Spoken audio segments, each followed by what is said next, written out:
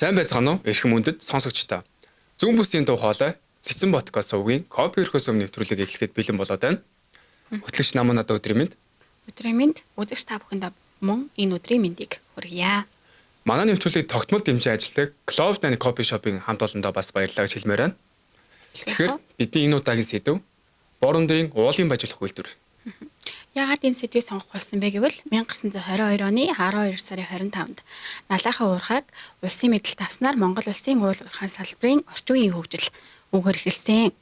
За Монгол улсад энэ өдрийг бол уурхайчдын баярын өдөр гэж тэмдэглэдэг. Монгол улсын нийт уурхайчдаа саяхан болсон уурхайчдын баярын мэндийг хүргье. За нийт 103 жилийн төвөгтэй уул уурхайн салбарын үндсийг тавьсан одоо нийт ахмад ажилчид болон одоо шин түүхийг тавьж байгаа нийт залуу ажилтай бас сайхан болсон уурхайчдын баярын мэндийг өөдөөд нь дэвшүүлье. Та бүхэн сайхан баярсан бахаа гэж итгэж байна. За 1957 оны 12 сарын 25-нд Булган аймгийн Хутаг өндөр сумын харьяат Налахын нөөцний үйлдвэрийн бэхлэгээч нь дамдны давааж авна 46 наснда Монгол улсын хөдөлмөрийн баатар цалаар шагнагдсан. Энэ нь бол мэдээж уурхайн ажилчдундаас анхны хөдөлмөрийн баатар уурхайчин гарсан үйл явдал юм аа. За энэ хүнийг маань алдаршуулж 2000 онд баримлж болтын их цагвараар хөшөөг нь бүтээсэн. За уг хөшөө маань Налах дүүрэгт маань сүндэрлэж байна. За энэхүү шагналал нь бол уурхайн 35 жилийн түүхэнд онцлог үйл явдал төдийгүй уурхайчин хүний яруу алдрыг өндөрт өргөсөн маш нүдэ болсон шагнал юм аа.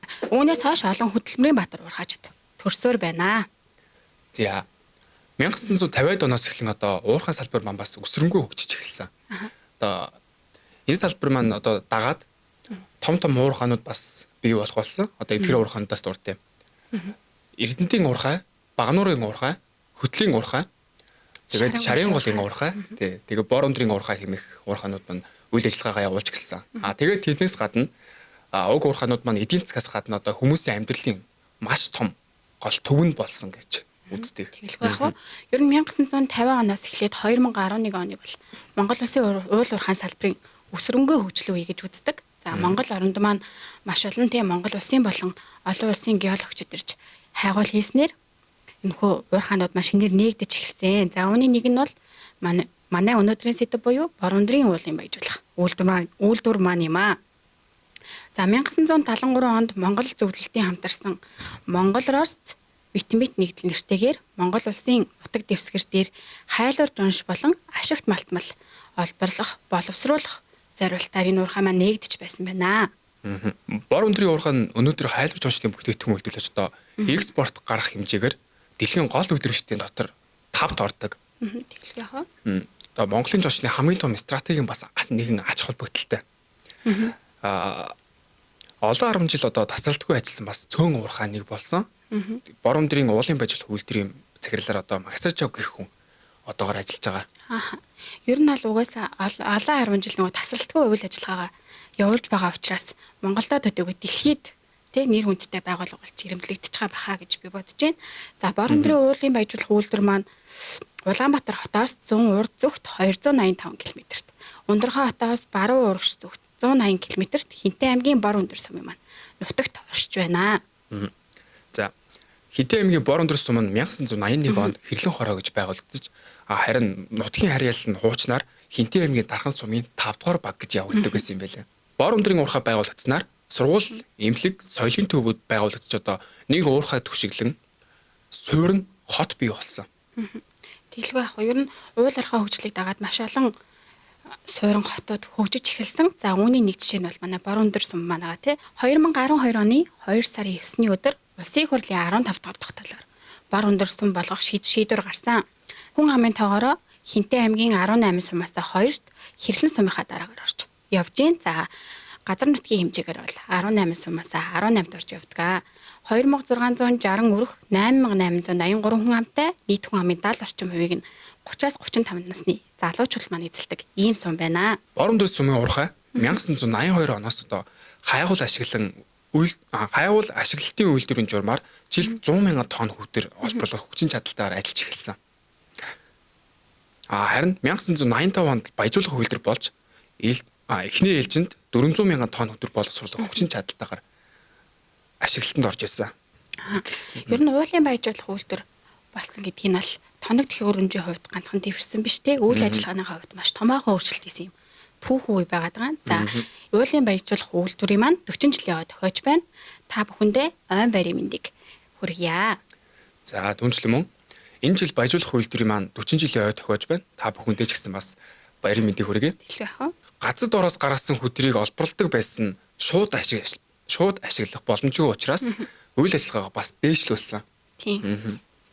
Өндөр чанарын хайлуурч онцны баяжуул үйлдвэрлэж одоо эхэлсэн улс орны экспортын хүчин чадлыг нэмэгдүүлэх бас нэгэн жинтэй хувь нэмрийг оруулсан. Мэдээж хэрэгтэй хэлэх яах вэ? Ер нь багжуулалт гэдгийг энгийнээр хэлвэл 3 их шаттай гэж ойлгож байна. За, газар доороос гаргасан хөдрийг эхлээ бутлан ашигт эрцгийг нь ялгаж авсны дараа хэрэгцээтэй стандарт баяжуулж өгч байгаа. За, энэ нь бол мэдээ сайн чанарын жонш гаргаж авч байгаагаас гадна сайн чанарын үйлдвэрийн түүхийд болж өгч байна гэсэн үг.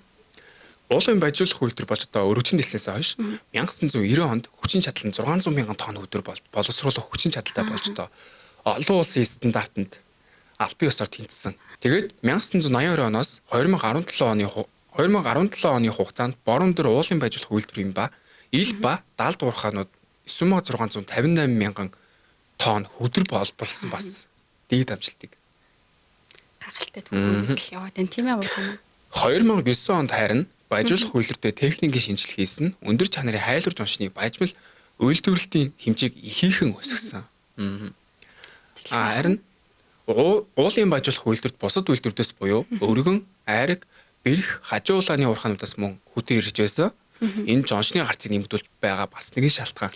Хэлэх яах вэ? Тэгээ уулын баяжуулах үйлдвэр болсны маань ашиг тусны харагдаад байгаа нь өөр хөдөр олборлдог газруудаас нөгөө хөдөр маань нэрснээр жоншны маань гарц илүү нэмэгдээд байгаа илэрлэл юм аа тий. За, уулын баяжуулах үйлдвэрийг ер нь ил ба далд уурхаа гэж хоёр ангилдаг. Уулын баяжуулах үйлдвэрийн ил ба далд уурхаанууд жилдээ нийт 150 мянган тонн хөдөр олборлож байна. Манай энэ хүчин чадал өндөртэй үйлдвэрт маань 1430 орчим ажилтан ажиллаж байна. Эдгээр ажилчдын дийлэнх хувь 30-аас 35 насны залуус маань эзэлж байна. Ил уурхад ажилласад ажлын цагийн үргэлжлэх хугацаа нь 8 цаг байдаг. Харин гүвний уурхай буюу далд уурхад ажилласдын маань ажлын цаг нь 7 цаг байдаг. Уурхайн бүтэн жилийн турш 7 ажлын өдөр, ээлж солигдох нь 3 өдөр байдаг. Ер нь эндээс манай уурхайн онцлог харагдаад байгаа юм тий. Ээлж солигдож ажилчид маань амарч байгаа гэсэн уул уурхай үйл ажиллагаа маань л тасралтгүй 24 цаг үргэлжилсээр байгаад байна.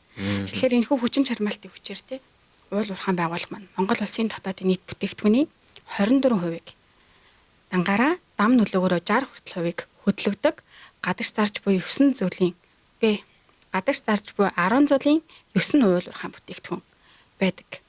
За, мөн дотоодод эргэлдэж буй 4 төрөг тутмын 3 нь энэхүү уул уурхайн баялагын маань салбар өгөөж нь байна. Тэгэхээр манай уурхайчдын улстай оруулж буй хувь нэмэр үүнээс харахад маш өндөр гэдэг нь харагдаж байна тийм ээ. Түрүү аюуш маань хэлсэн шүү дээ. Уурхайг ил ба далд гэж хоёр ангилдаг гэдэг. За, ил уурхайн онцлог нь бол ашигт малтмал нь газрын гүнд их ойр байдаг учраас хөрс цуулалтын ажил хийж ажилдаг. За, энэ нь бол асар их хэмжээний тоног төхөөрөмжтэй маш том хүн даацын машинуудыг ашиглах боломжтой байдгаараа илүү давуу талтай байдаг. За, далд уурхай гэдэг нь бол ашигт малтмал гүнд байрладаг учраас олборлолтын арга нь хонгил, босоо ам, налуу ам гаргаж доош газрын гүндлөө орж олборлохоор бас нэг өөр. Би нэгэн жишээ хэлээ. Бидний сайн мэдих оюутлага маань 1300 метрийн гүнтэй 200 км урт хонгилтой гүний уурхайтай. Ер нь гэхдээ хүмүүс ингээ 1300 гэхэлэр аюу тийм бага тооч юм шиг санагдчих бас магадгүй тийм. За, 1300 метрийг ер нь жишээлж ярих юм бол тийм 3 метрийн өндөртэй 400 давхар барилгаас хүртэл өндөр тийм гүн гэж бодсон шүү дээ. Би бүр энийг бодоод ямар гэдэг тийм бүр авч ирсэн байхгүй.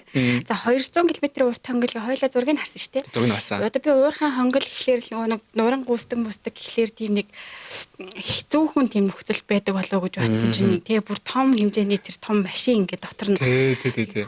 үйл ажиллагаагаа явуулаад bijсэн гэхээр маш том бүтээн байгуулалт. Одоо манай үзэгчд бас харж ирсэн баг. Тэр том машин гэдэг нь одоо хүн хажууд нь зогсож яхад одоо машин тэр машин нь болоод хүний өндөр нь дугуйных нь талаар ингэж татж явах хэмжээтэй тийм асар том машин. Уурхайд ажилладаг тийм ээ.